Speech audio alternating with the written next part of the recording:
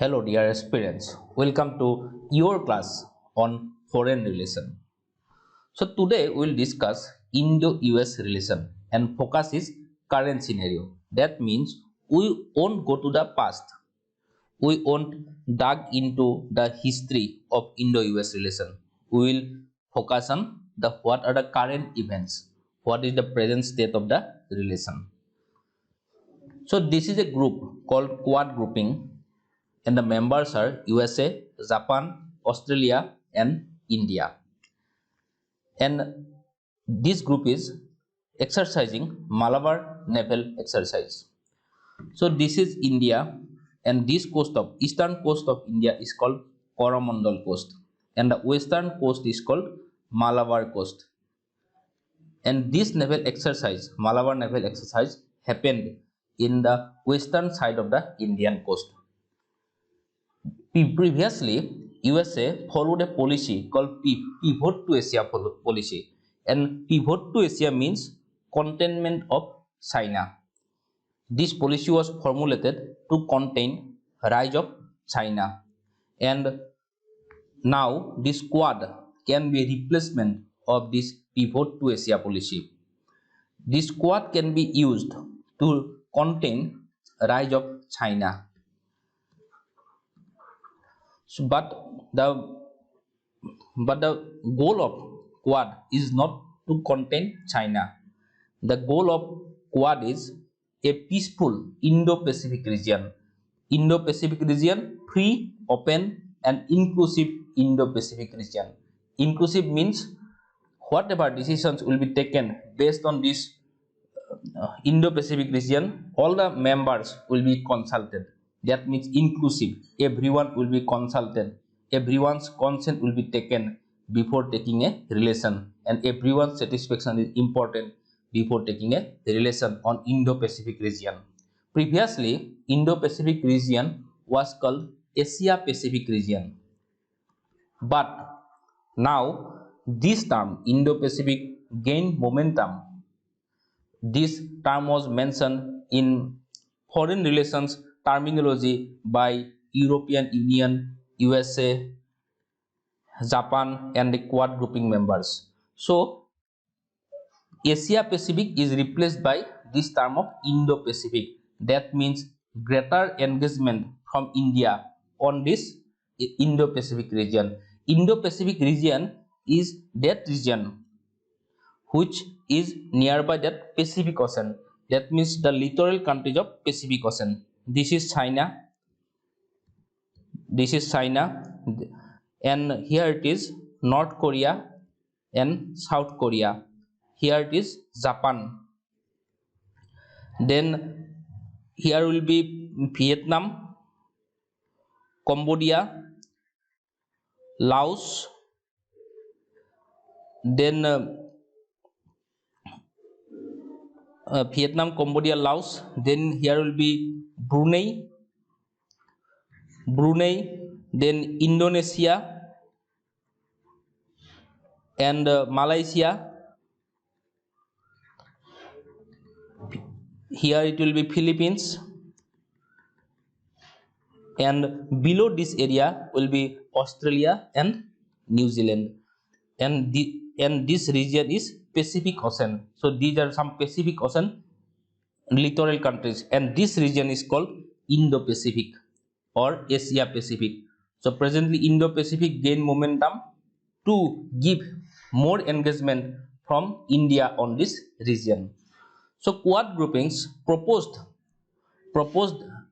aim is for a free, open and inclusive Indo-Pacific region, but this Quad grouping can be used as a replacement of pivot to Asia doctrine of USA to contain rise of China, and this grouping is frequently engaging amongst themselves through Malabar naval exercise.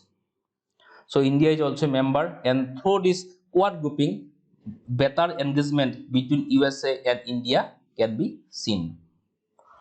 So USA stated that USA will withdraw from Afghanistan. Presently, USA led NATO forces are responsible for peace in Afghanistan. They have been engaging with war with Taliban and many other extremist groups, and because of this huge expense on US exchequer, and USA want to withdraw from Afghanistan to lessen their expense, and USA stated that they will withdraw from Afghanistan.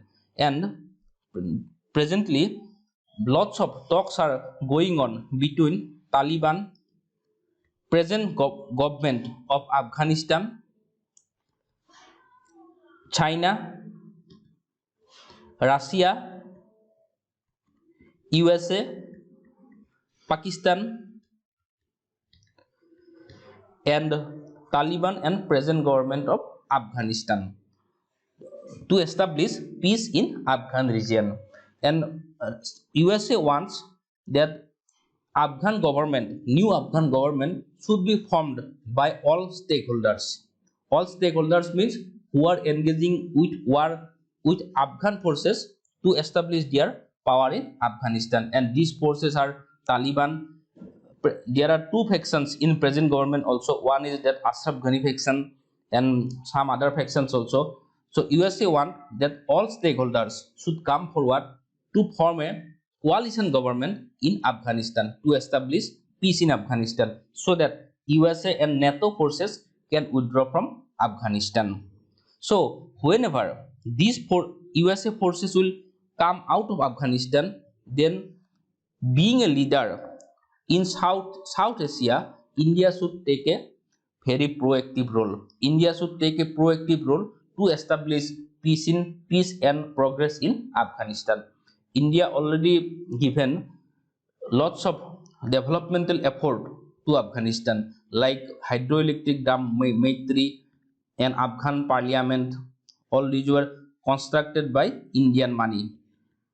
So whenever these forces will withdraw, India should have to take a more proactive role, being a leading member of South Asia. So USS Israel is a very good event for India to engage with Afghanistan.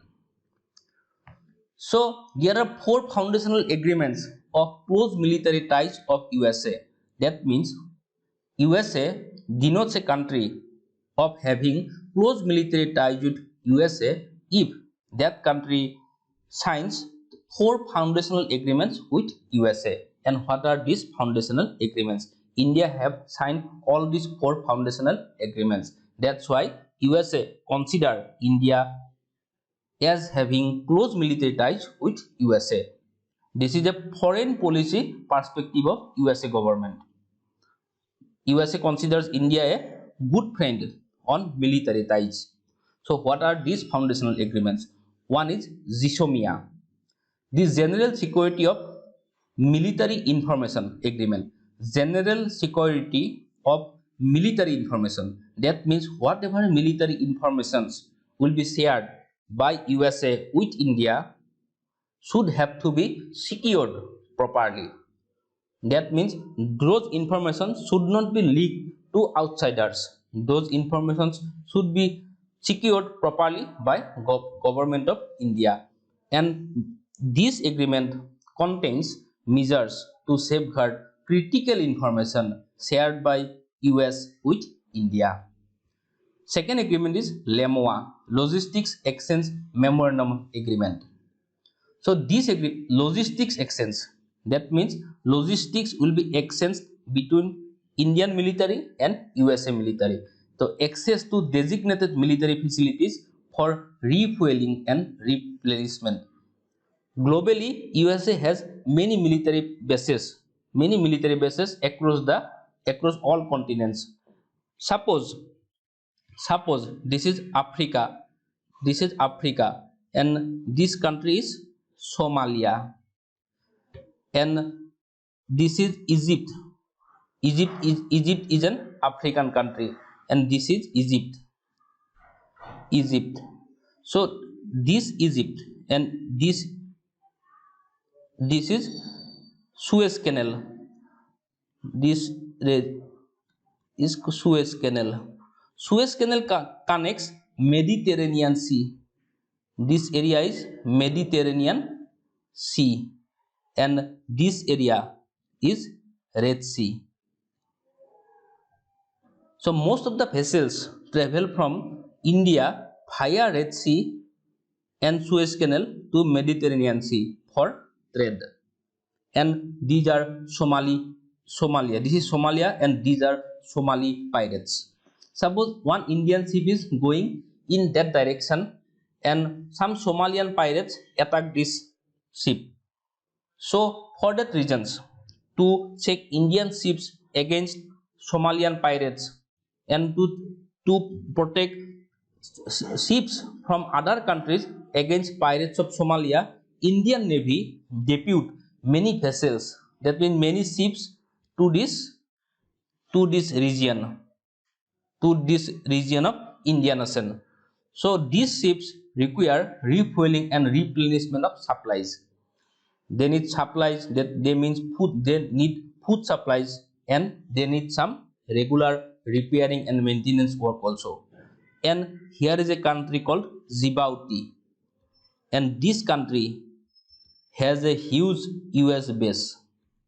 If an Indian vessel needs some repair and they need to replenish food supply, they need to refuel their ships, then Indian vessel can use the facility of USA, which is located in Djibouti.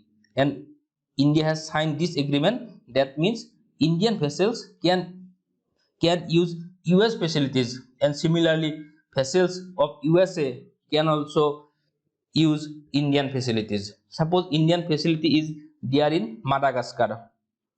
Actually, there are some Indian facilities in Seychelles.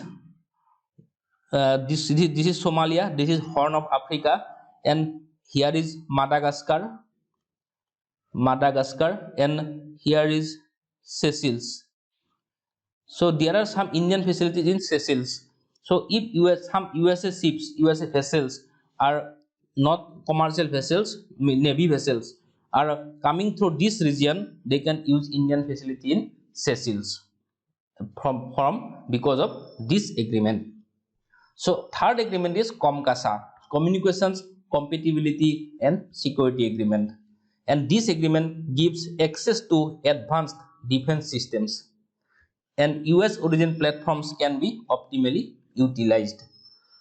So advanced defense systems, USA has many advanced defense systems which use many communication devices.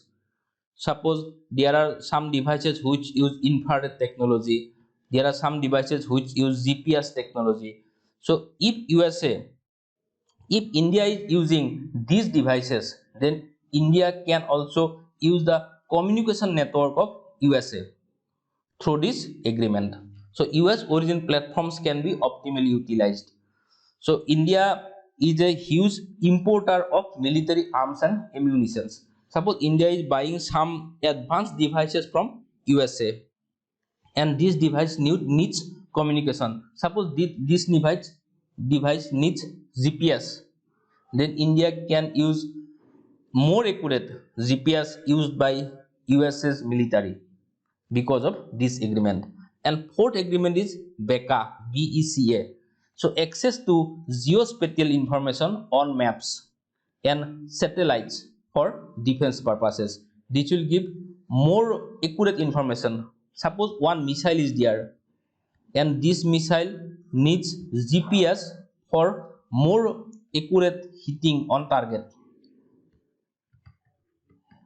So this missile can use the more precise GPS used by US's military for hitting that target. So geospatial information on maps and satellites, more satellite data.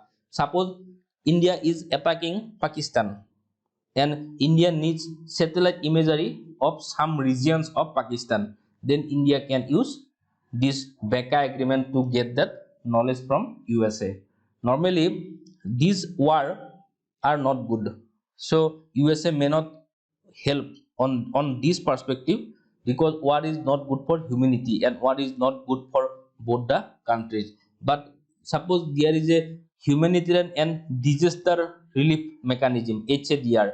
Suppose something happen in some region in Lahore, and India needs good precise imagery of that region for humanitarian and disaster relief measures by Indian Army. Then India can use facility from USA because of this BECA agreement. And India have already signed all these 4 agreements. That is why USA has given a tag for India, and that tag is called major defense partner. In USA considers India as a major defense partner in their foreign relation. So then we will come to CATSA. CATSA full form of CATSA is countering America's adversaries through sanctions act. Through sanctions act. So countering America's adversaries, that means whoever is a adversary of USA, that country may face sanctions. So Biden administration, present government, is committed to CATSA sanctions against all countries procuring high value Russian military hardware. This is a huge friction between relation between India and USA. India import a huge amount of arms and ammunition for their military from Russia. More than 50% of export of Indian military comes from, more than 50% of import of Indian military comes from Russia. So India will buy S-400 missiles from Russia also. So if India face sanctions from USA government because of buying Russian military hardware, that will be a problem for India, because we have already bought lots of military hardware from Russia, and these hardwares need maintenance, and these hardware needs some regular support from Russian companies from which we bought these devices. So there will be a continuous engagement between India and Russia, and India will also buy these missiles from Russia because Russia is our long-time partner in defense manufacturing. So if India faces sanctions, that will be bad. That will be a bad sign for our military. But our foreign policy experts of both government has formulated a policy where they will decide on case to case basis. Suppose India will buy S-400 missiles. Suppose there will be discussion between Indian government and USA government. So this case will be analyzed. That means we need huge defense upgradation. That means we need S-400 missile because we don't have much high powered missiles, and through these arguments this case will be discussed between the both governments, and then USA will decide whether India will face sanction because of buying military hardware from Russia or not. So CATSA is a huge friction in our foreign relation, but that friction has to be handled diplomatically in a very amicable manner. So the second, next is US's withdrawal from Iran nuclear deal. Iran nuclear deal was formulated between P5+1 countries and Iran. P5+1, that means 5 permanent members of UN Security Council. What are these permanent members? One is USA. First, let's consider the most powerful countries on earth: USA, then Russia, then China. These are members, plus UK and France. These are permanent members of UN Security Council, plus that one means Germany. And this nuclear deal was formulated between P5+1 plus Iran. So what does this nuclear deal contains? Iran was using its centrifuges to enrich uranium. Suppose there is a threshold limit. Suppose that threshold is 69%, and if a country enrich uranium up to beyond this 69%, then that uranium may be considered as may be considered as nuclear grade for power generation. If that uranium is enriched beyond, suppose beyond 99%, then that uranium can be used for nuclear bomb. So Iran was enriching uranium through its centrifuges up to a certain level. Suppose they are enriching uranium up to 99.9%. That means they can produce atomic bomb from their uranium. And nobody wants in present day that some country become nuclear capable country. Nobody wants that. So whenever Iran was enriching uranium, then USA come to the front and USA imposed some sanctions on Iran, economic sanctions. Suppose Iran cannot have business relation with some other countries. Other countries cannot invest in projects in Iran. These sanctions were imposed by USA because Iran was enriching uranium up to a certain extent which can be used for manufacturing nuclear bomb, and for that USA imposed sanctions. And to come out of this sanctions regime, Iran discussed these things with USA, and eventually this Iran nuclear deal came into force during Barack Obama regime, during Barack Obama time.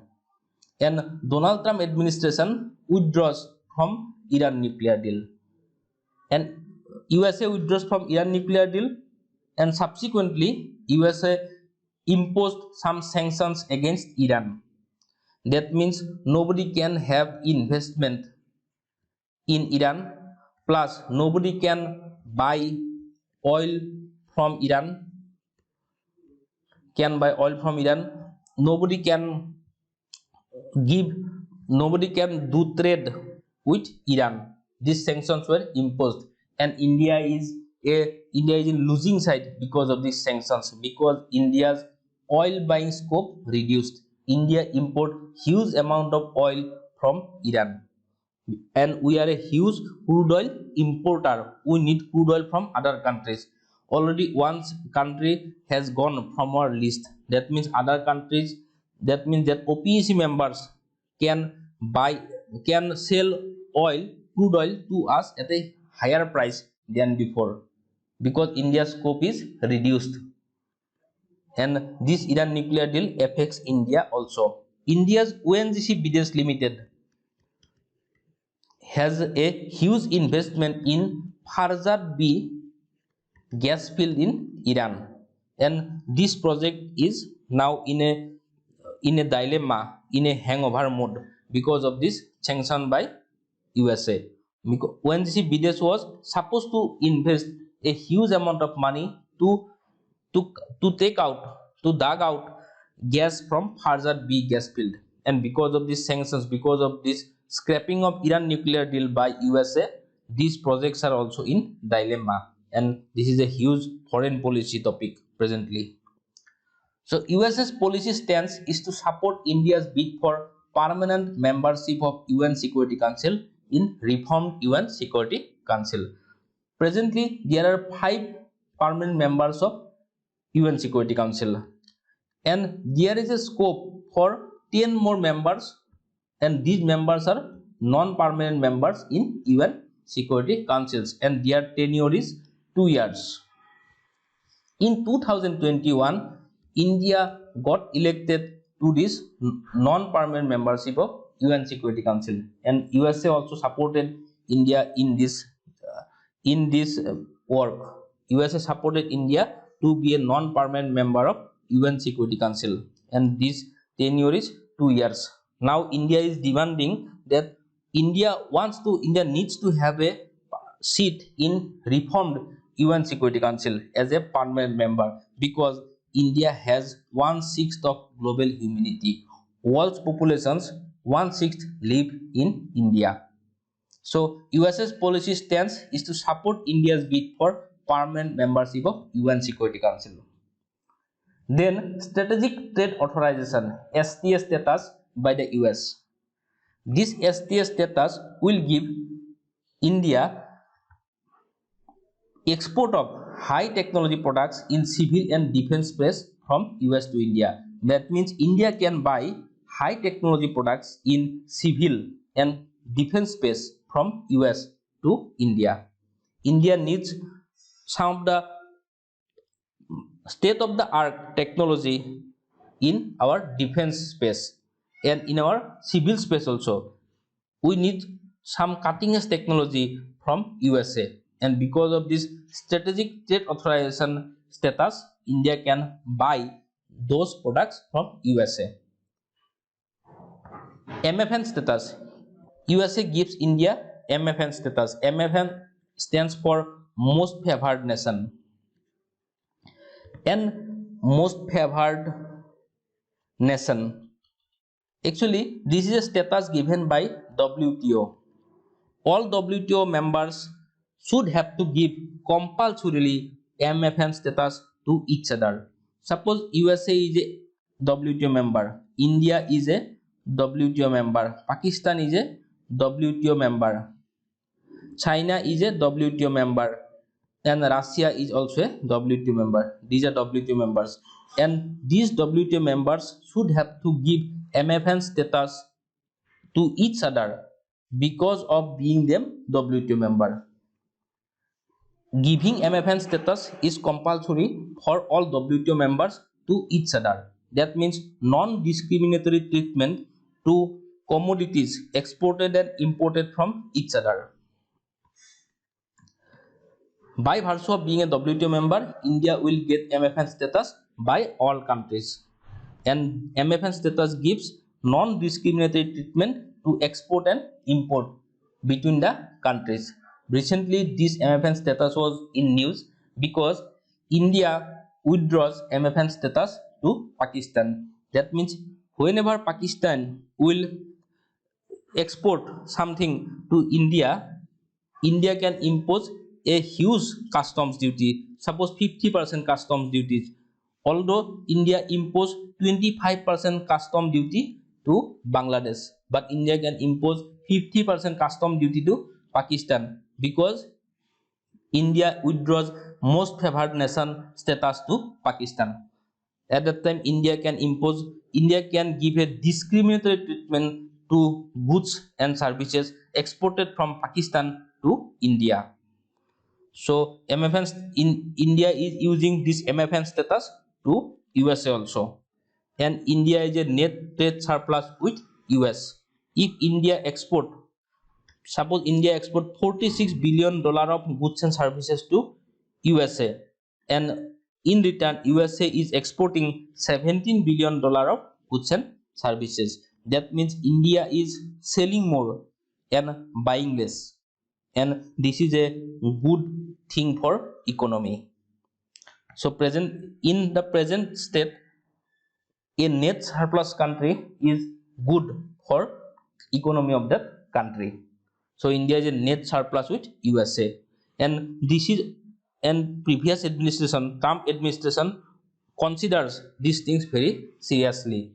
They didn't like that India should be net trade surplus with USA, and for that reason USA tried to sell many items, or USA tried to disincentivize many items exported from India to USA. So there is this thing is in news, generalized system of preference, GSP. So GSP will give tariff reduction for developing and least developed countries, and different from MFN. MFN is compulsory. MFN status is given compulsory to all WTO members to each other. But this GSP system is a totally US based system. Suppose USA is buying some products from Bangladesh. Suppose USA is buying textile material from Bangladesh, and suppose customs duty is 5%. And suppose USA is buying some textile materials from UK also. UK being a developed country, USA can impose a customs duty of 10%. This preferential treatment to Bangladesh is given because of this GSP benefit, because Bangladesh is a beneficiary of GSP benefit. and because of this GSP benefit, tariff is less for Bangladesh in comparison to UK. So because of this GSP, tariff reduction for developing and least developed countries. Previously, India is also a beneficiary of GSP, but recently US withdraws GSP benefits to many items exported from India. These items are mainly agricultural items and pharmaceutical items, and this is not good for this export of these commodities. So these items will not get GSP benefits. That means they won't get the benefit of tariff reduction. They have to give a huge customs duty, huge tariff whenever these items are exported from India to USA. So lots of discussions are going on these GSP benefits, the re-giving these GSP benefits to India. Indian government is pursuing with US administration this case.